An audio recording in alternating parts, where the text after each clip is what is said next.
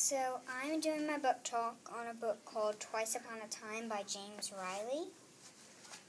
And the three main characters are Jack, May, and Philip. And they're trying to find out who May actually is because everything has been going bonkers. And so they live in some sort of fairy tale world. And they have to fight creatures and all this amazing stuff. And so they go on a mission to go to the fairy homelands to find out who she is. But when they get there, it's all under a sleeping spell. So they have to go on a really adventurous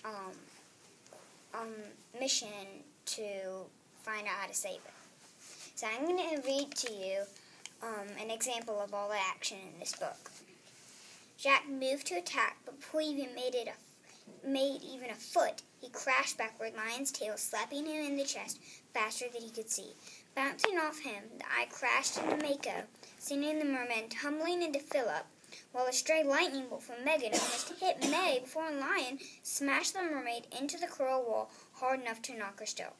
All this happened before Jack could even move. So the reason I like this book is because it's packed full of adventure and action, and there's a really big twist, and it's part of a series. So this book is the second book in the series, and so if you want to read it, I would recommend reading the first book before this one. So the series is, the first book is Half Upon a Time, the second book is Twice Upon a Time, and the third book is Once Upon the End.